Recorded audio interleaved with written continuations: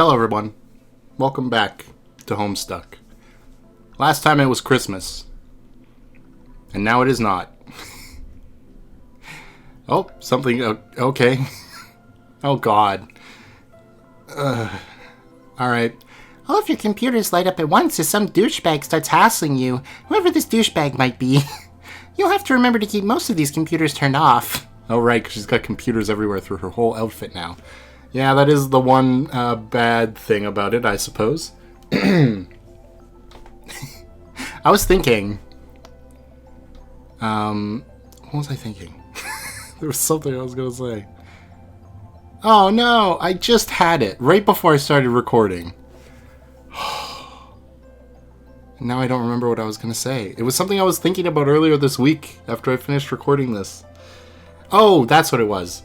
I find it interesting that every character has their own special focus, kind of. You know what I mean? At this point, every one of the humans, anyway. John went God mode. Dave is going to be a master of fray motifs, which I guess I could have guessed that fray motif meant they were musical, but I did not. And then Rose is going to master magic, like dark magic. What's Jade going to do? Is she going to be like a Lucis master? Or Lucis, you know what I mean? Sprite? Like, is fighting with Beck going to be her thing? I don't know. It's interesting. I guess we'll find out. Because she doesn't have the future sight thing anymore, which I would think would be the obvious thing. But, you know. Homestuck's anything but predictable. Anyway, answer this douchebag. Excellent. It's finally time for me to strike. Okay. Now that you're done making all of that pointless rubbish, I've got something way more worth your while. Which one were you again? Wait, weren't you the guy who's always trying to hit on me? That could have been anyone. Let's not get distracted by your sad league of suitors and their flushed desperations. I'm offering you an edge here in your rivalry with the other female. We've got the same abstratus, and I don't need this thing anymore, since I became more powerful than you could ever imagine, and as a mighty wizard of white science. So you might as well take it and settle your score with that awful witch. But I am the witch. I mean, witch. Yeah, okay. The seer then, if you want to be dealing with technicalities. Rose? I don't have a score to settle with Rose. Why would you think that? Oh. Well, fuck. I suppose I was guessing it's natural to presume some such relation like that between the two of you. I think you're projecting your own attitude onto others. Just because you tend to hate and hit on everyone you meet doesn't mean everyone else is that way. Rose just sent me a code for a crystal ball. She's my friend and is basically the best. Oh, I see. So she shared her magic secrets with you then. It's probably a trap. I wouldn't trust her. She's a cunning and treacherous sort. Trust me, I know her type. Wait, do you have a thing for her, too? Did she reject you or something? You are slinging around such a bloody mess of slander with these accusations. You wouldn't understand anyway. It's already been painfully established that you people can't get your shallow think pans under the majesty of our quadrants. If you must know things, but must know, I hate the lack of punctuation. It's really annoying. And, you know, it's just another scoop onto the pile with Eridan. Things between us were getting pretty bellicose. What? And I'm pretty sure she was waxing as obsidian for me as a human got it in him to do. And if not for the interdimensional divide keeping us apart, honestly, I don't doubt our rivalry could be brewing outright pitch. Uh-huh. But the thing is, I need a rival who can pose me a challenge, and frankly, she's not even fit for holding my cape anymore. At this point, I find all of her adorable black pixie dabblings to be prime kiddie playtime shit. All of her fraudulent magics cannot come close to posing threat to my mastery over the truest sciences. And with my Empiricus wand, Empiricus wand, yes, of course, I serve as the righteous hope that will incinerate delusion and the deluded alike. My holy fire is the white fury bled from the wrath-weary eyes of 50,000 non-fictional angels. And when they're finished weeping, they will bow before their prince. Wow, what are you talking about? So really, you should be honoured to inherit my old calling, both my armaments and my feud. It'll be witch against witch, a real one versus an imposter. Faker one dies. Hey, look at that! Time for me to get going! Oh, will you just take the fucking gun already? No, I don't want it! It's way more powerful weapon than any of that crap you just made. It's a legendary relic without equal. More like a legendary piece of shit! You're being needlessly fucking stubborn about this. I'm doing you a fucking favor here. Yes, but I don't like you very much, and I feel really icky about accepting a present from you. If you accept this, it will be the last I'll ever be bothering you about anything, okay? Fine. What? That's the code. Oh. Make this legendary piece of shit. Ahab's crosshairs. I've seen this before. How's that possible? It's a one-of-a-kind weapon plundered from an Alternian ghost ship. I'm pretty sure it's the same rifle included with John's present, but, bigger, of course. Probably a cheap imitation of the original. Kind of like the one there is. So there's your answer. Stable loops ahoy. Now, enjoy the other fucking domination it affords. Yeah, but I didn't provide the weapons. My pen pal did. Who's that? The guy that helps me build the present. We worked on it together, but he supplied the bunny's weapons, which I'm pretty sure he's from the future. Why? Because he said he's my grandson. What the fuck is a grandson? Is that some sort of perverse human familial thing? Yes. Never mind then. Your procreational biologistics make my fins curl in distaste. Oh no! Please don't tell anyone I told you about him. Ugh, how can I let it slip to you of all people? Settle down, Jade. You're radically underestimating the amount of shit I don't give about this. I'll have you know this is the last time I'm planning on talking to any human. I've got bigger ships to sink, and soon when I'm good and ready, me and my luminous fucking science stick have got a date with Jack Noir. And no, not that kind of date, give me a little fucking credit. Well, okay, I wasn't gonna say anything. Why is this matter so hush-hush anyway? He didn't want me to tell my friends who he really was. I guess maybe he's concerned about upsetting the timeline, I don't know. Well, maybe he didn't want to disrupt whatever disgusting sequence of events was responsible for his spawning in the first place. Maybe. I kind of wondered about that. Assuming he is right, he was nice, and it really did feel like I was talking to family, so I really don't think he was making it up. I couldn't help but try to imagine his parents, and more interestingly, his grandfather. Wow! I still wonder who it could be, although I guess at this point, the options are pretty limited. Oh. Okay, I think I'm starting to feel ill talking about things making me fathom pink wigglers coming out of your own personal torso. So change the fucking subject. That gun I just gave you is something of a hatch right to the kid. What? Oh, it's a birthright. Got it. Happy I could play a role in your dirty, stinking lineage. Like an heirloom? I guess it could be.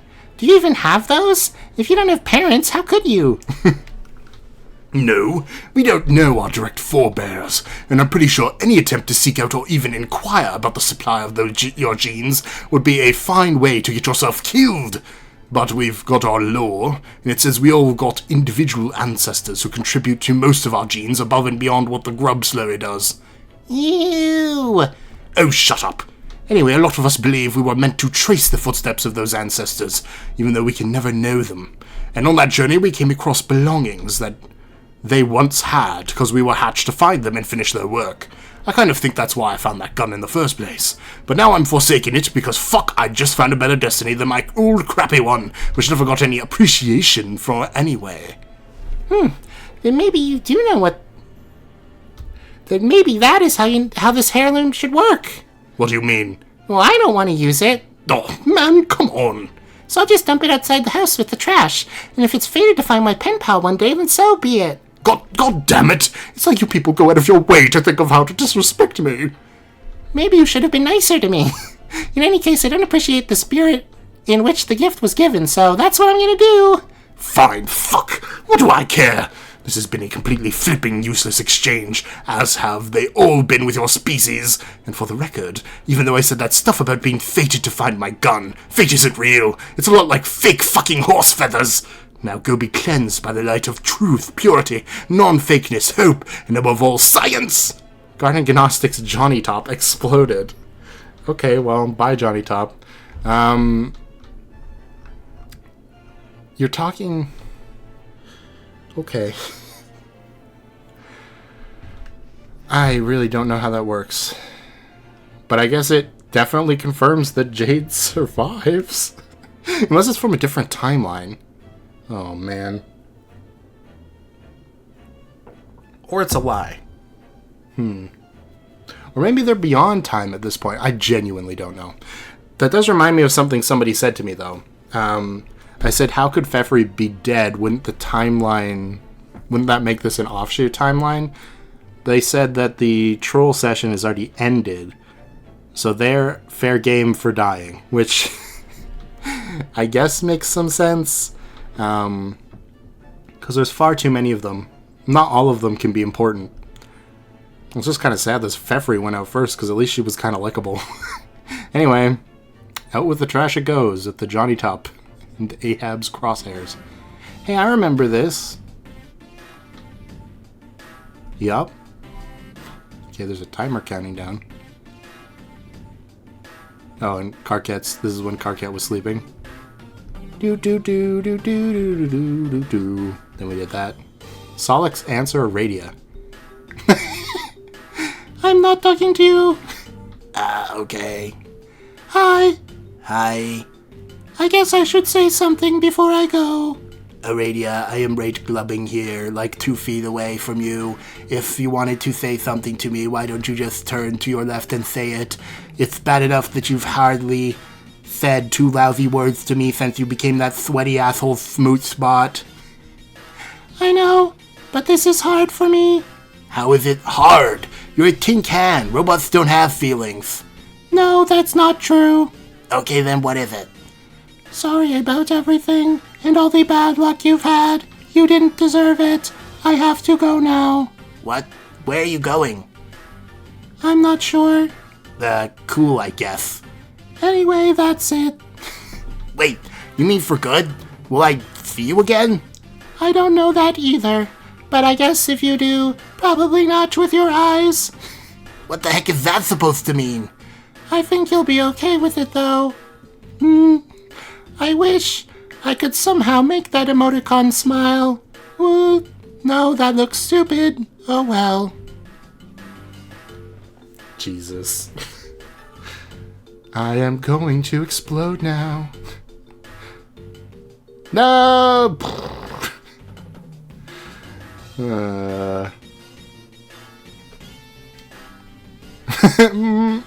Oh. Come on, buddy. Turn that wah into a wee. Wait, no, that looks stupid. Oh well. Jeez. That's where Rezzy's like, oh, Doomed Dave, wake up. Hey, Doomed Dave. I was missing having 2 Daves on the screen. You know, now the Dave sprite's gone. I still hate that happened. Well, that was apparently pointless. Now what? Hello? Terezi, what's up?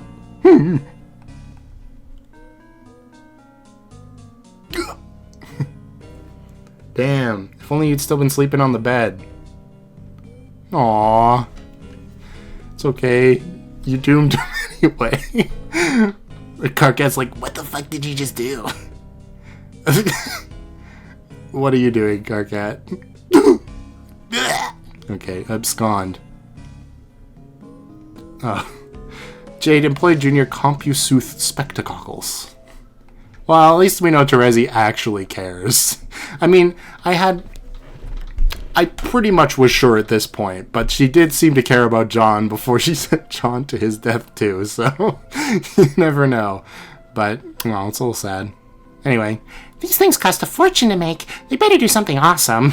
And it turns out they do. The sophisticated computing technology merged with the crystal ball provides a simple way to see anything going on right now in the Inciposphere. How amazing is that? As the Witch of Space, you figure it's about time you got better acquainted with the full breadth of your domain. Which is to say, all physical locations. Okay, view John. There he is. He's on the battlefield, no less. That's a pretty cute outfit he's got on. You wonder where he made it. You also wonder why he's not answering his messages. Does he even have a computer on him? You should try to have more foresight and carry no less than 5 computers on him at all times like a sensible person. Well, he did before he got murdered. Okay, view Rose. There she is! What's she doing on that lava planet? Wait, she's on Dave's planet? Oh, interesting. Also, there's some sort of beam of light going on in the distance. She seems awfully preoccupied when you spoke with her moments ago, and she gave you the code for the crystal ball. You wonder who she could be talking to. Oh, wait. There's no symbol in that. Is that, Mr. White text? No way. Okay, view Dave. Well, this is complicated. According to the spectacles, there are currently 13 Daves scattered around the Incipisphere, including Dave Sprite. That was an absolutely preposterous amount of Daves. Wait, Dave Sprite's still alive? You guess Dave Sprite's the one prototyped by his future self that John was telling you about. Dave sure is a clever guy. Might as well have a look. Oh, Dave Sprite? Oh. The goggles zero in on a pendant which is covered in blood. At least he's still alive in there. Oh no! It seems that Dave is no longer too cool to have any dead family members. This is so sad. Hang on, the Dave count suddenly dropped from 13 to 12. Maybe one of them time traveled away? You hope it doesn't mean what you think it... Oh, okay, this is the... I was gonna say, is Bro also Dave? But yeah, okay, no. That would be the craziest thing ever. View missing Dave. No! Oh no! Yeah, don't worry. Okay, pester a Dave. Oh my god, you just died. Dave! Hey, Dave out there, please listen. Hey, this is Dave out there. What's up? Dave, I just saw you and you were dead. You're in a green suit and covered in blood. Oh god, it was so terrible. If that's the future Dave, you have to make sure that doesn't happen. It wasn't a future Dave. It's from a while ago. Oh, I'm confused. Wah. So you had to see that. Don't worry, it's just a doomed Dave. No big deal, really. I was swindled into splitting time paths along the way, and that guy got the dead end of the stick. I'll be fine. Okay, I'm still not sure I get that, but I guess I'm relieved. Yeah, you are. Go ahead and be relieved. Phew. There I just was. Nice. Oh, there I just was, being relieved. Awesome. Nice. How did that poor Dave die? Was it Jack? Yeah, he's pretty much the guy in charge of random teleportation murders right now. What about your... oh no, I don't even know if you know about this. What? My bro? Yeah, Jack killed him too. Is it something you want to talk about? Not much to talk about. There's some pretty serious existence-threatening shit going down. Some people are gonna die, I guess. Even crazy hard dudes like my bro/weird covert biological ghost dad. Ghost Dad? Yeah, Rose's too. I thought John filled you in on our ectobiology stuff. Oh, yeah, he mentioned something about it. I guess I didn't realize its full implications, but time was short when we talked. Bottom line is, we're all related slime-wise, except you and me and him and Rose pair-wise, respectively. Makes the shipping chart pretty simple here. Hang on while I dig up that piece of shit Karkat made. Where the fuck did that thing go? Ah, fuck it, never mind. Just imagine something ugly made by a jackass. Ugh, I forgot I still have to get back to him. It's like a big unpleasant chore hanging over my head. Ugh. I guess. Anyway, Dave, I'm really sorry about your bro, Dad. You were pretty close with him, right? It was a pretty bizarre relationship by any standard. Fighting off wave after wave of face-pummicing puppet ass every day. Always being on guard for stealth attacks in the middle of the night while getting up to go to the fucking bathroom. But I guess it all sort of amounted to some vague, unspoken semblance of kinship. If that's a thing. Like if honor among thieves is something, let's call it camaraderie among ironic rapping roof ninjas. But thanks. Sure. I thought about taking his sword when I was there, but I couldn't. Couldn't really bring myself to pull it out. It was too weird. Dave, we have to stop him. What? Jack, he shouldn't just get away with this. You think? Yes. Why don't you stop jumping around through time like a maniac and stop being like 100 Daves all the time and come to my house so we can make a plan to kill him? Well, I'd like to, but I'm still trapped in the chronologistics of this fucking one-man ballet. There are loops outstanding, and if I step out of line, you get to see more bloody Daves. I'm getting pretty sick of it, but I think it'll be over soon. Then I'll break out and ride linear the rest of the way, I think. Once it's time to put the endgame in motion. Till then, you're on your own for a while. Oh. Besides, we can't beat him. Look at what he did to Bro and Dave Sprite together. I'm at the top of my echelon with all the frame motifs, and I stand no chance. John's even better than that, even though he doesn't know it at the moment, and he stands no chance either. The only thing we can do is hold on till the scratch. What is the scratch? I guess I shouldn't really say, since you sort of lead the way in making that plan. Really? Yeah, well, suffice to say, if we can beat him, or if we can't beat him, all we really do is exile him to a place where he can't teleport back, which hopefully buys us enough time, or some time, to try to take out his power source in a crazy suicide mission. So was that like a hint? What am I supposed to do? Or about what I'm supposed to do? Kinda. Well, maybe I'm just being naive, but a crazy suicide mission does not sound like the ideal solution to me. Are you sure we can't beat him? I don't know if we should rule it out. Well, you're about to do what you're about to do, and I'm not going to tell you not to. I won't do the bullshit troll thing and tell you that what you're going to do, and then dare you not to, well, knowing damn well you will anyway. So I'll just say, what's next is up to you. And if later you want to talk about it, I'm here. Okay, thanks, Dave. Do what you're about to do. But you don't know what you're about to do. You've got to do something, though. You can't stand by and let that monster teleport murder people all day. And frankly, the suicide plan Dave mentioned sounds plain stupid. There must be a better way. Think, imagination! You suddenly remember the idea your awkward fairy god troll proposed. Maybe you were too hard on him. He was just trying to be nice, and it was an honest mistake when he slaughtered your grandfather Ghost Dad with his own childhood flintlock pistol. Maybe you should give his plan another chance. Pester Tavros.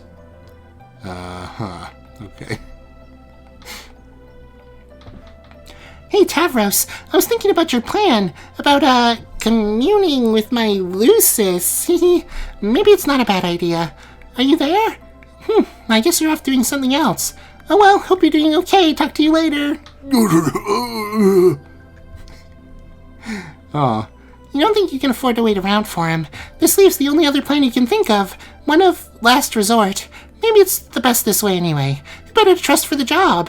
You prepare a delicious meal to summon your loyal Lucis, you mean dog. Okay, go upstairs to the laboratory.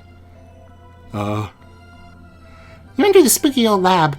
You don't come in here often. Huh? For a split second there, you thought you saw something flash on the fenestrated wall. Probably just your mind playing spooky tricks on you. You never had any idea what that thing was for. Okay, it is. I was trying to tell if it was Dave or Andrew Hussey. It's Andrew Hussey. Summon dog. That girl comes quickly at the promise of a radiated steak. He's such a good boy, and truly the best friend a girl could ever hope for. Whoa. Okay. You're sure gonna miss him? Jade Sprite. Whoa! Wait, Jade's a furry now. Life goal completed. She's standing on the... Don't stand on that.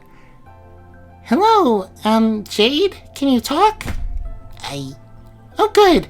I was starting to get worried there. What did you do? What did you do? What did you do? Uh-oh. Oh, God. Elsewhere. Is that purple blood? Uh-oh. There's only 2 seconds left on the clock. Wait, is this the scratch? Hold on. Well, the timer counts down with no particular clock stepping forward to claim it. The most important character in Homestuck fondly regards the miracle of a new beginning. Yes, it's I planned it all along. Lab drop. Oh. It's a cue ball. Is this... Was that supposed to be something I was picking up on that much earlier? Like, look, it's got the little slot for vision and, like, the 8-ball thing. Except it's, like, you know, filled in, because it's... Yeah. Okay. Oh, God, it bounced. Oh, it's snowballing. Oh, God! Look what you've done. I mean, I'd be pretty upset, too, if I was dead and then got fused with a dog. What the hell? Lord English, reveal yourself. Who? I do believe we heard this name before. Oh, what? Oh, okay. You unlocked Homestuck Volume 6 Air Transparent. Hey, look, I did know that from somewhere. He's the third Doctor, I think, is the one with the... Oh, no, that's not a scarf. It's a tailcoat. I see. Behold! Andrew Hussey, don't actually turn out to be Lord English. What, are you a fucking idiot? Of course I'm not Lord English. How dumb would that be? Jesus, this coat is huge. I'm swimming in this garish piece of shit. Would anybody fit in this thing? Disrobe. Why don't we cover this thing up? It'd be a real shame to spoil their little moment with this nonsense. True. That's better. Now we're wearing different Dave clothes. Retire to study. Huh? I retire to my heavily processed photograph of Andrew Carneage's study, painstakingly retrieved from a Google image search. Okay. Greet Miss Paint. Miss Paint, you are doing a wonderful job, thank you. It was also very thoughtful of you to switch the layer mode of your coat to paint to the overlay setting, so it would not obscure the details of Mr. Carneage's lavish room. Go check out Cal. Oh.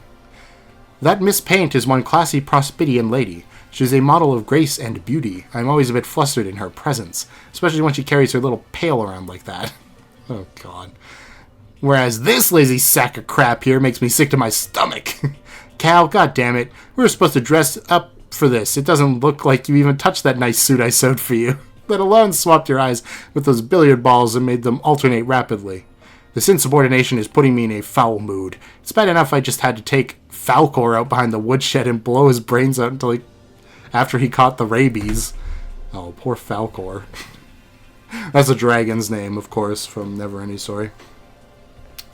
Got a lot of typing to do. Hope the ribbon holds up. Should probably bust out that shitty drawing of myself again so I can type as quickly as possible. Okay. Whoops, needs the felt duds. Hang on. Okay. Awesome, works for me.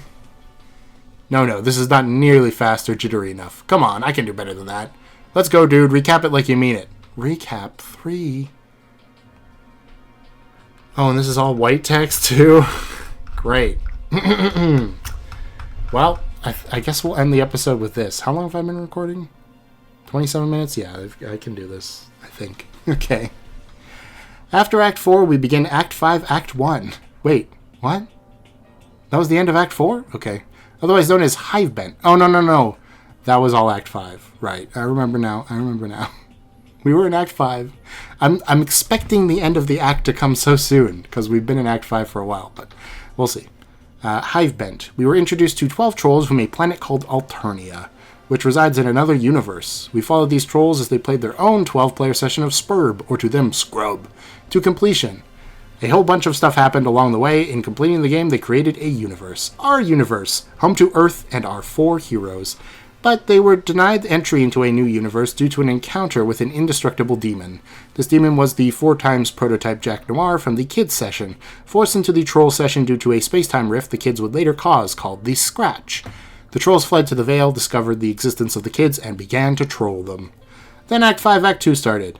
Through a Trollian viewport, we see John moments before the Scratch is initiated, wearing his god-tier Air of Breath suit, in the land of heat and clockwork, about to put in motion a plan he, the other kids, and the trolls all helped orchestrate to cause the Scratch.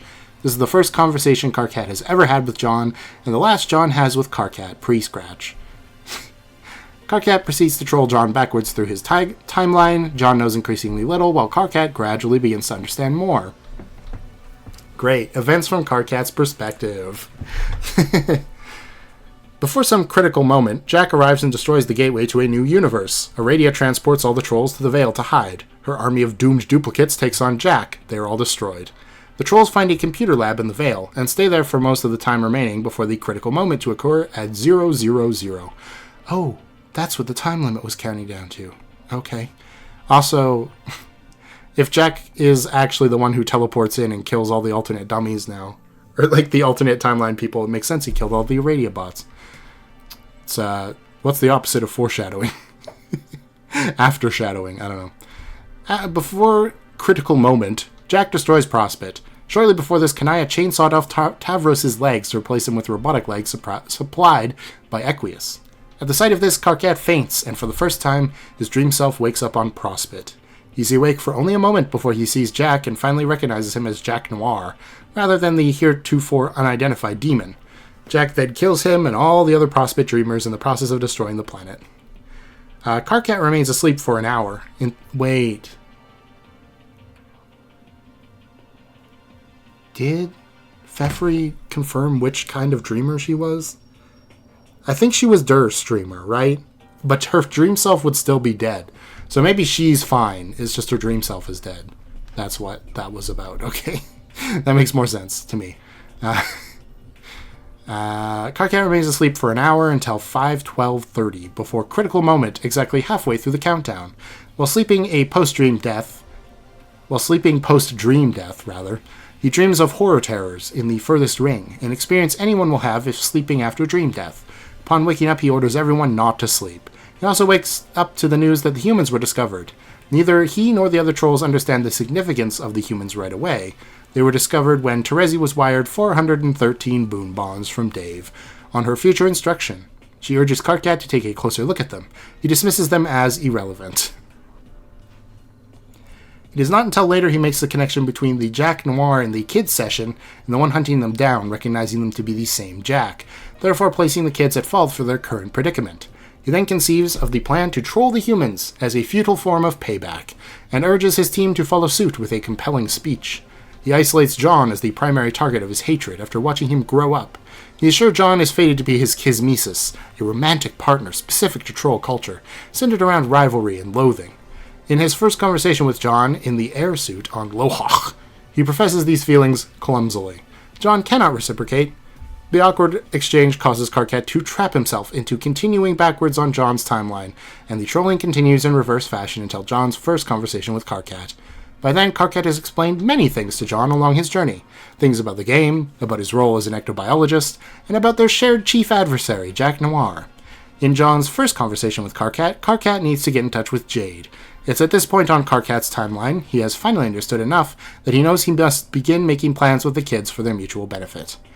Karkat attempts to get in touch with Jade, who continues to ignore him in a particular time frame due to his persistent previous harassment of her in years prior. He leaves a message for her months in the past, telling her she needs to get in touch with him when her robot explodes. Her robot self later finally does explode when her dream self is killed in the impact of Prospect's moon on the battlefield. When she wakes up, she remembers the message and contacts him. But she contacts him at a point in his timeline where he's not yet interested in hearing from her. He argues with her and is interrupted by his future self in a memo, from a time where he is trying to contact her. He and his future self argue and Jade mediates between the two, becoming angry and frustrated, ceasing to correspond. By this point, the biggest meteor yet is approaching quickly, and she must enter the medium to escape. She requires John's assistance. He must recover the server disk, install it, and rescue her. Events from John's perspective. Oh my god, are we going to get events from everyone's perspective? Oh man. Okay, whatever. Here we go. John is asleep on Bro's rocket board, flying along with the meteors in the reckoning. He lands back on his planet, the land of wind and shade, Loas. His dream self had awoken after Dream Jade pushed him to safety from the blast of Prospect's moon. His dream self now exists on the battlefield, awake whenever John sleeps. He wanders the battlefield with his robot bunny, who he would later name Liv Tyler. He sees his dad and Rose's mom, and runs to meet them, but he wakes up before reaching them, and his dream self disappears.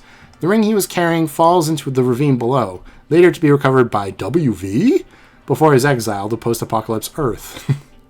Frisco is responsible for waking up. Upon discovering John, she takes an interest in his advancement, and uses her abilities to help him progress and set up critical events along his timeline. The only effect her abilities have on humans is to wake them up or put them to sleep. In this case, she woke him up so he would be able to receive the server disks about to come out of the parcel Pixis. The disk had been deposited into the pipeline by PM some time ago. She and John continue to converse, and he befriends her, oblivious to the true nature of her schemes. She functions as his patron troll, a troll who is particularly focused on helping one of the kids, like Terezi is with Dave, and Kanaya with Rose. John returns to his house and installs the server, but not before touching base with Rose, who has committed to cracking open the secrets of the game through dark magic, and Dave, who is from the future, having time traveled extensively over the course of the 24-hour reckoning period. John also encounters Nana, who gives him a pendant granting him the ability to summon her. She conjures a ghost bed for him and cooks for him with a ghost oven. He floats on his bed high above Loas while he connects to Jade. I need a drink.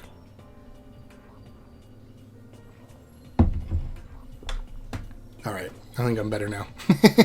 Jade, who had woken up on her bed at the foot of the hill, returns to her home to find John setting up the equipment. John deploys the alchemitor and the lathe in her greenhouse and the Crookstruder in front of her fireplace.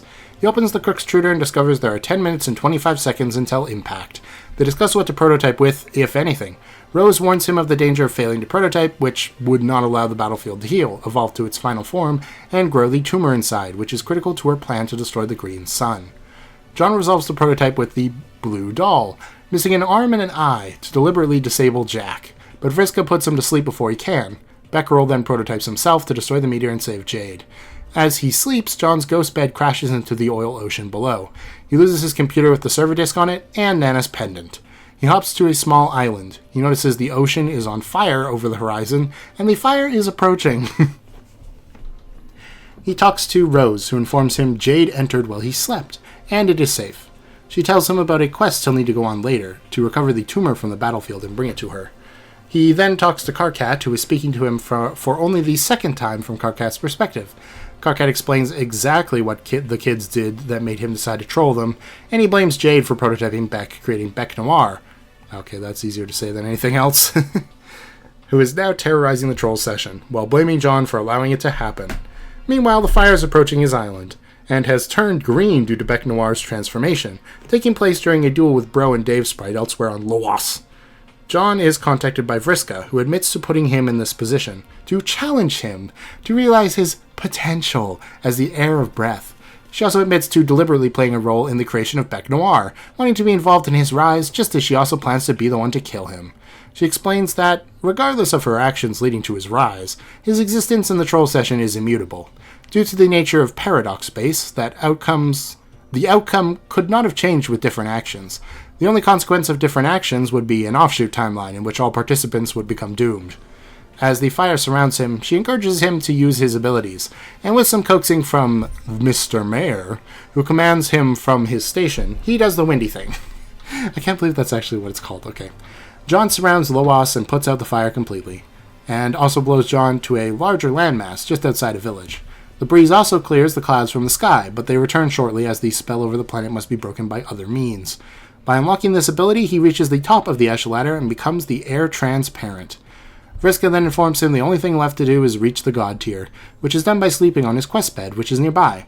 She tells him to ask the locals about it, and he does. He finds the quest bed beyond the village. He sits in the bed but isn't tired. Vriska gives him the choice of whether he would like her to put him to sleep, and he agrees. While he sleeps, Jack Noir finds him and stabs him through the chest, killing him. Mr. Mayor watches his death on the monitor and commands him to rise up, but doesn't see anything except fireflies gather around John's body while the quest bed glows. After the spectacle, there is no change. John's body remains motionless, and the monitor shuts off. Mr. Mayor believes John has died, and he's right. I didn't catch on to the fact that it was Mr. Mayor saying rise up. Mr. Mayor said rise up to all the people before, too, and it went terribly. Poor Mr. Mayor. Anyway, on the battlefield, his dream self appears lying on the corresponding quest bed. His dream self slowly takes on the signs of the wound inflicted by his real self as it rises. His dream self then takes over his real self, with all wounds healed, as the fully realized heir of Breath. Mr. Mayor, pre-exile, watches this happen on the battlefield. He remembers this moment long after his exile, without understanding what transpired. But on Earth, Mr. Mayor believes he has just witnessed the end of John's quest. Mr. Mayor is still in possession of the ring, and has accidentally locked himself in the station. There isn't enough power to unlock it. The only source of power is a lump of uranium, which he ate hours ago, so he waits. John now wanders the battlefield, poised to complete the objective he was given by Rose. Okay. Rose's perspective. Rose uses her dark magic to search for ways to subvert the usual course of the game and overcome the futility of their situation, with assistance from her patron troll Kanaya, counsel from the gods of the furthest ring, and information provided by Doc Scratch. Oh, is that his name? Did I just forget that we knew his name? Oops. Anyway, also, interesting his name is Scratch, if we're going to have the Scratch. Anyway. Kanaya begins trolling Rose, suspecting her to be the author of the Game Fact Guide she read on Alternia, a figure she grew up idolizing. but she becomes disappointed with her due to a series of miscues resulting from her sporadic nonlinear trolling. She continues conversing with her non-linearly, engaging in a feud of snarky one-upsmanship, gradually befriending her. She eventually realizes Rose is the true author of the guide when she watches her destroy the gate above her house with magic. She then continues helping her in a more linear fashion, uncovering the secrets of the game and sharing her own extensive knowledge of the game with her. Ultimately, as Kanaya begins to understand the true nature of Rose's plan, she becomes afraid Rose is dangerous. She is especially unnerved by the fact that soon on Rose's timeline, her viewport goes dark, and she can no longer be monitored. But she acknowledges she can do nothing to stop her, so she trains Eridan to become a powerful white wizard of hope to challenge her as a joke. A particular target of Rose's investigation is the Green Sun. She rips apart underground ruins to retrieve information on it, and is further informed by Doc Scratch on the subject. The Green Sun is a huge star nearly twice the mass of the universe. It resides somewhere in the furthest ring and serves as the power source to all First Guardians. Beck was Earth's first Guardian, and when he became prototyped, Jack inherited all of his powers, which are supplied by the Green Sun. Doc Scratch is the first Guardian of Alternia. Doc Scratch, unlike Beck, is a virtually omnipotent being, with all the same powers. Unlike Beck, he is an intelligent host to those powers, and is therefore also omniscient. His job is to pave the way for the arrival of his employer, an indestructible time-traveling demon called Lord English. Lord English can only enter a universe upon its death, at which point he travels back in time to an earlier point in the universe's lifespan to assume leadership of his gang of mobsters called the Felt. Oh. Wait. No, there's no way.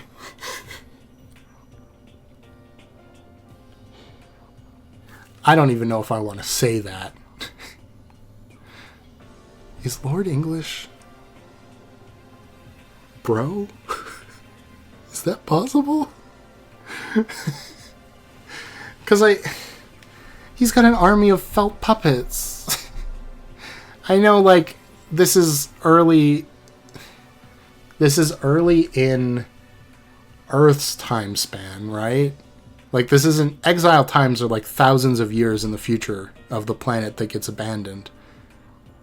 So this... Is that possible? Oh, man. If so, that explains why Bro can be killed right now. Because there would be another one on Alternia. And also why he's, like, the most powerful warrior. And why it takes the power of First Guardian to kill him. I mean, the First Guardians assumedly get their power from the Green Sun, and so does he, right? Maybe? I don't know. That's probably a stupid idea, but maybe. I always assumed that the Felt came about because of some sort of timeline spanning puppet annoyance. Because, like, when Dave prototyped his suit with the puppet, it became a green suit exactly like the Felt suits. I'm probably wrong. Don't tell me. Anyway, his machinations, like the Scratches, are in part designed to bring about his own future entrance. Before the Trolls began their session, Scratch took measures to both pave the way for English to arrive, as well as contribute to his own creation. First Guardians have circuitous, self-fulfilling origins, much like the players of Spurb. Beck was created in a lab through ectobiology by merging the ghost slime image of Grandpa's dog Harley with Rose's meow code. Scratch had a similar but yet unknown origin. Scratch manipulated several members of the Trolls party into playing Scrub in the first place. Notably, he manipulated Vriska into killing Aradia, who as a ghost became the primary orchestrator of the session. He was also used as something of a pawn himself by Terezi, in exacting revenge against Vriska, causing her to lose an eye and an arm. This was another key moment in a critical cycle of revenge, leading to Terezi's blindness and awakening, Vriska's eventual death by Aradia's retaliation, and then Vriska's resurrection to the god tier as the Thief of Light. Which is actually kind of a metal title, by the way.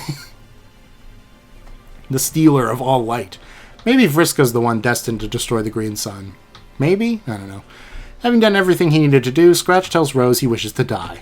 Thus, the destruction of the Green Sun is to their mutual benefit, and Rose forms a plan. While she gave the short version of the plan to John, telling him he needed to recover the tumor, she tells the full plan to Dave. The tumor at the center of the battlefield is in fact a very powerful bomb, capable of destroying the green sun. She will go to sleep, and John will bring it to her dream self. Meanwhile, Dave is to go to sleep and listen to the gods, who will tell him how to find the sun. He will make a map, and Rose will plot a course there and destroy the green sun in a suicide mission. Ideally, this will negate all of Jack's powers, reducing him to mortal status again. Events from Dave's perspective. Okay. After entering the gate above his apartment, Dave begins exploring Lohawk, under the guidance of his patron troll, Terezi. Her fascination with him was prompted by the money wire from his future self, which alerted her to the existence of the humans in the first place. She watched him grow up with his bro, and made some observations about humanity through his upbringing. She then committed to helping him, in part due to her rivalry with Vriska, who sought to make sure the human she favored, John, would outpace Dave. Over the course of the adventure, she coordinates for him. Dave experiences about 3 days chronologically due to looping through time and fulfilling the requirements of various time loops. The key objective is to make enough money for him to be able to wire it to her in the first place, completing the time loop that started it all. The sum of the money vastly exceeds what is typically gathered in a session, and it must be accumulated by manipulating the Lohawk Stock Exchange using time travel. Along the way, Dave and Terezi befriend each other, trading comics and perpetrating financial capers, In the early going, Terezi leads him into a pot of soup prepared by his crocodile consorts, for no particular reason other than it needed to happen on his timeline. Doubtful of the need for her help, he nearly quit, but received assurance from his future self and continued exploring. I need another drink.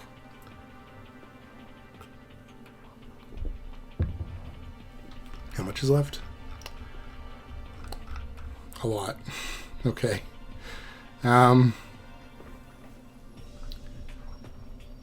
Where are we? We're here. He goes underground and discovers gold ruins. Before entering, he's interrupted by Karkat, who uses a memo to warn both him and John about their involvement with Terezi and Vriska, telling them the Scourge sisters are partaking in a dangerous game of rivalry-fueled flirtation, which has gotten both him and John killed at least once each. Karkat speaks from a time in which he's aware of a plan developing which may lead to the kids and trolls meeting each other, and does not look forward to the results of the gathering if those trends continue.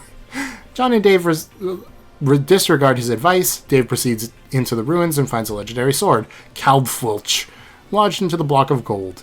He breaks it to retrieve it, and is told by Dave's sprite that the sword is critical to his personal quest as the Knight of Time. Terezi then tells him he's about to fall asleep, without knowing Vriska was behind the snap as well. Dave goes to sleep, and Dave's sprite defends him from a horde of powerful monsters. Before Dave wakes up, Dave's sprite leads to find Bro. He does, and joins him in a battle against Jack. When Jade enters, Jack transforms into Bec Noir and defeats both of them.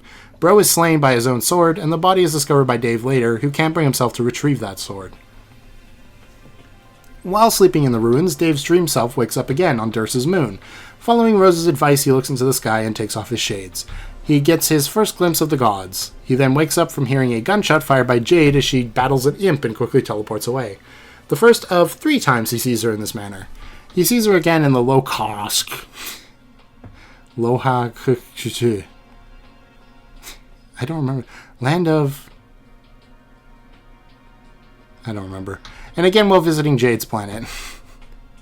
Oh, Stock Exchange. It's just the Lohawk Stock Exchange. I understand. And then he goes on to make all the money needed to buy all the frame motifs, which are powerful battle techniques purchased from consorts, and to reach the top of his echelon. But he still wanted to know why he would never be able to reach John's level. To satisfy his curiosity, Terezi gave him a choice somewhere in the middle of his timeline, a choice to be decided by a coin flip. He could assign the outcome of the flip to mean he would either be shown now or later. The outcome of the flip, which Terezi did not even look at, was a constant. 2 realities are created by his 2 possible decisions. The decision to be shown now creates a doomed reality, wherein Dave becomes doomed. The reality where Dave is doomed. The doomed reality. The doomed reality where doomed Dave lives. This floor is made of floor. The decision to wait simply continues the alpha reality, and Dave remains the alpha Dave. Doomed Dave follows Terezi's instructions given to him before the flip. He is to go back in time, leaving his doomed timeline, and sleep on his quest bed. And if he has what it takes to reach the god tier, he will. Okay. Alpha Dave, after waiting some time, was instructed to go to the bed to find Sleeping Dave and kill him, thus allowing him to face the true gravity of the decision. Dave doesn't go through with it, and decides to end his collaboration with Terezi for the time being. Later, Doomed Dave wakes up, gets out of bed, and is immediately killed by Jack. Before the critical moment, Terezi watches and is upset by her involvement in his death. She runs off deeper into the lab. Dave travels to Jade's planet, the land of frost and frogs. Lafoff! While standing in the snow, he sees Jade appear briefly while fighting an imp, just as he did before in the ruins. He contacts her and she mentions she has lost track of John. Dave tells her John's busy, without mentioning he was in the process of rising to the god tier.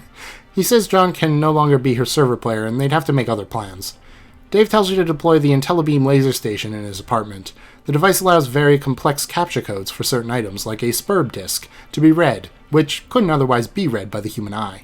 He then creates a copy of his own server disk and uses it to connect to Jade's server player. Or as Jade's server player.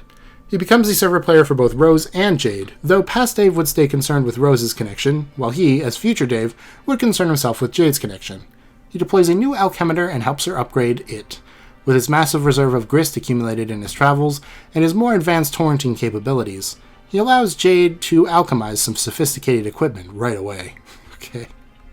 A bit later she contacts him again after learning of his dead bro, and dead doomed self. He assured her that the dead Dave was just a doomed copy and he'd be fine. She decides Jack needs to be stopped, and they should come up with a better plan than Rose's suicide mission to stop him. He suggests the idea is futile, but lets her know she'd come to her own decision regardless, and he'd be available to talk later if needed. And finally, Jade's perspective, right? Jade's the last one? Yeah, okay. When Jade's dream self is killed, her robot explodes, destroying her room, causing her to fall. Beck transports her bed to break her fall. She falls asleep. Now dream dead, she has a dream in a bubble blown by the god in the furthest ring, and meets Fefri there. Fefri, a Durst dreamer, went to sleep to convince the gods to establish dream bubbles where they can meet while asleep, as long as their dream selves are dead. That's what she meant, okay. While she's asleep, 4:13 before the critical moment, Jack destroys the troll's Durst, killing her and all of the Durst dreamers. She, along with the other trolls and Jade, would then only dream of the furthest ring, where she met Jade and attempted to show her the gods were harmless. But Jade sees through the bubble and catches a glimpse of the gods. She wakes up with a headache, scared of what she saw, and resolves to stay awake. Fefri messages her, and introduces herself as the one from the dream. It is the second time they've spoken. The first time was a long time ago from Jade's perspective. Jade realizes her robot exploded, causing her to remember that it was her cue to message Karkat. She does, and the aforementioned confusion takes place in the memo with past and future Karkat. Past Karkat berates her, while future Karkat defends her. She reprimands both of them for arguing with each other, who are the same person separated by only 3 hours. Dave enters the memo and mocks future Karkat for his flirtation with Jade, after the lecture he gave John and Dave on the subject. Jade ends the conversation and is in no particular hurry to get back to him about the important matter he wanted to discuss. The meteor impact is imminent. John connects with her and helps her prepare for entry. She makes her entry item from the pre-punched card. A tree sprouts from the alchemeter, and a green Beck-shaped pinata dangles from a branch. A green blindfold appears over her eyes, which she cannot remove. She attempts to strike the pinata with the butt of her rifle, but it does no damage. Instead, it releases a burst of energy, causing the greenhouse to explode, and Jade to fly out and fall. While falling, she takes a shot in the dark with her rifle. By this point, Beck has programmed itself to become Beck Sprite, and has destroyed the meteor with a massive green energy blast, releasing a huge shockwave spreading over the surface of the Earth, destroying much of what hadn't already been destroyed by the meteor storm caused by the Reckoning. Beck Sprite then appears in front of her bullet and redirects it into the head of the pinata, destroying it. Jade, her house, and a large part of the island, including the volcano, are all transported into the medium, on Lofoff. She falls through the snow of Lofoff, now unblindfolded. Beck Sprite again breaks her fall with a bed, and again she falls asleep. She has a recollection of sitting on her bed back on Earth some time ago, working on John's present. It is then that Fefri contacts her for the first time. Jade believes she is trolling her like the others, but she only means to reassure her what happened wasn't her fault, as well as inform her of her plan to establish the dream bubbles. But soon both realize this is not a memory, but a dream they're currently sharing, which, with the memory as a stage, I see. Fefri meets Jade in her room and compliments her on her work on the bunny. Fefri also claims to be dead. Jade wakes up again, just as agitated from the first time she woke up. She gets out of bed and realizes her lunch top is still in the destroyed greenhouse. She begins her ascent, but is interrupted by an encounter with an imp, which takes her on a trans-Inciposphere journey, visiting many locations and passing by 3 instances of Dave, including a future Dave who ends up helping her later. The imp is finally killed by Beck Sprite. PM from Post-Apocalypse Earth, male lady, just after discovering her station and en route to the Frog Ruins, tries to issue commands to Jade through the terminal. Beck Sprite is alert to these commands, though, and protectively destroys Mail Lady's terminal. Jade returns and finds her computer undamaged. Future Dave contacts her after seeing her out of the snow. He then becomes her server player, sets up the equipment after most of it was destroyed or transported before entry, and she prepares to alchemize new items. Or as she prepares to alchemize new items, she's contacted by her fairy god troll, a distinction which does not necessarily have anything to do with being a kid's patron troll. Oh, I see. Tavros seeks permission from her to commune with Beck again. The first time he did it was when she was very young, and playing with her grandpa's flintlock pistols. She accidentally fired the gun at herself, but Tavros communed with Beck to get him to transport the gun and bullet away from her, and toward her grandpa, who was picnicking with the blue doll, killing him instead. Tavros had mistaken him for an intruder, but regardless, Jade is upset by the revelation. He digs himself into a deeper hole by professing flushed feelings for her, awkwardly, while making bold claims of high self-esteem and confidence granted from his new robot legs. Put off by all of this, she is not particularly receptive to his plan to commune with Beck Sprite to take on Jack Noir, and ends the conversation. Vriska, who's reading the conversation, mocks Tavros for his false show of confidence. She continues to take jabs at him, calling him a coward, and able to do the one thing she asked, which would have given him real confidence, which was killing her. She refers to the incident preceding her resurrection to the God tier. After she was nearly beaten to death by Aradia, Tavros finds her, believing her to be dead. He attempts to bring her back to life with a kiss, but having woken up on Prospect after the beating, Vriska's dream self is able to control his mind. Is that... okay, that makes more sense.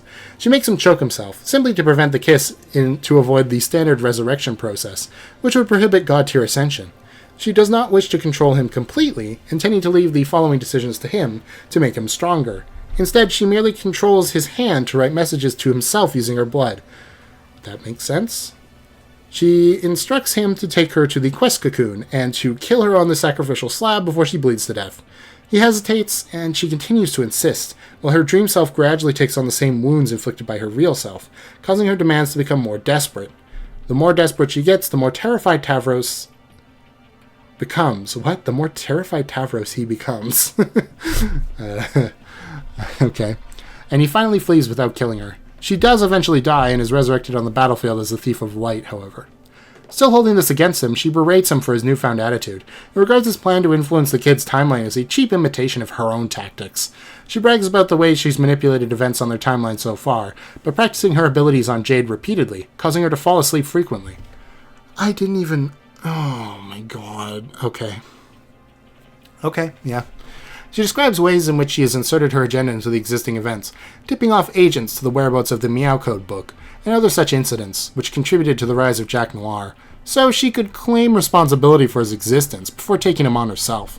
Tavros becomes angry with her incessant mockery, and the extent of her treachery, and decides to seek her out and challenge her in the lab. She waits for him somewhere in the lab. Oh, okay, I skipped the line there, it's okay. After the conversation with Tavros, Jade alchemizes a number of items, one of which is the legendary rifle Ahab's Crosshairs supplied by Eridan. Eridan, now believing himself to be a powerful wizard, feels he's far surpassed the need for the weapon, and gives it to Jade to fuel the rivalry he mistakenly assumes he has with Rose. As payback for Rose's early dismissal of his black advances, Jade recognizes it as one of the weapons she included with the bunny for John. The weapons were provided by her pen pal, who she accidentally revealed to be her grandson from the future. The pen pal swore her to secrecy on the matter, so she did the same with Eridan, though he admitted this would be the last time he talked to any human regardless. Realizing the new rifle would serve as a sort of heirloom to her grandson, she decided to discard it outside her house, and allow it to reach her grandson eventually, however it may.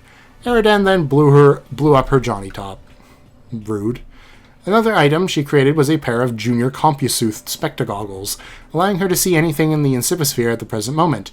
She saw John as the heir of breath on the battlefield, Rose on Lohawk talking to Doc Scratch, Dave Sprite's pendant covered in blood nearby Bro's dead body, and a slain, doomed Dave. She contacts Dave to make sure he's alright. She then comes up with a plan to take on Jack Noir. She contacts Tavros again to talk about the plan he proposed, but he left to take on Vriska. She has only one idea left. She goes up to her grandpa's lab, summons Beck Sprite, and tosses her dead dream self, which her grandpa had retrieved from the battlefield and stuffed many years ago. Beck Sprite becomes Jade Sprite, but Dream Jade is not pleased by the transformation. She freaks out and releases the typical First Guardian pyrotechnics. The lab plummets, crushing the column in the greenhouse below. It bounces away from the house, rolling into a large snowball and suddenly near a green stump. The two Jades sit in a state of dismay against the rubble of the lab, in the glow of a damaged fourth wall. Haha. As the clock ticks down to the critical event, the most important character in Homestuck sits and watches the pandemonium ensue. And then the second most important character in Homestuck positions a shitty drawing of himself in front of a typewriter and writes this recap. I think this typewriter is running out of ribbon ink. Thank God. That white ink is such a pain in the ass to read, almost as much as these recaps are to write. Hiding all that white text crashed my browser. Sorry. Why don't we get back to what's happening on the other side of the coat? These poor girls are very upset and emotional, and we kind of left them hanging. And you know what? We're going to continue to leave them hanging, because goddamn that was an hour-long episode and it wasn't supposed to be. I hate recaps. Making the episode so long. What the heck? Anyway, thanks for watching this episode. Like and subscribe. Oh, gosh. I didn't realize that Vriska was the one making Jade have narcolepsy.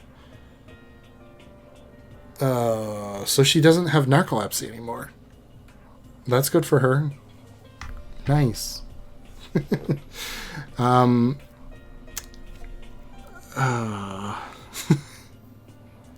What's a good question? I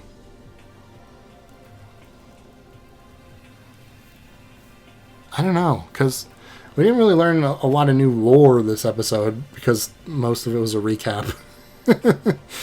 So, what should I say? What should I do?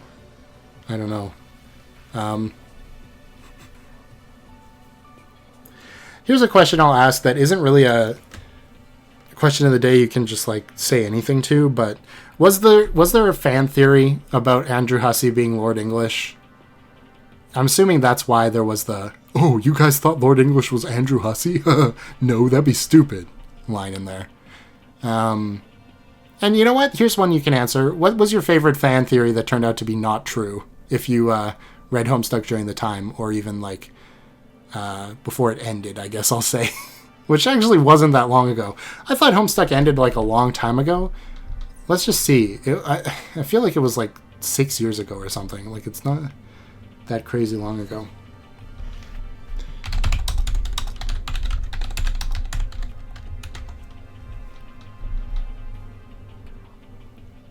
And of course, it's going to take 7 years. Yeah, 2016. So that's 7 years ago? I genuinely thought it was like... I was on the internet during that time and I never even knew about it. You know? I don't know. Anyway, thanks for watching. As always, I will see you next time. Bye-bye.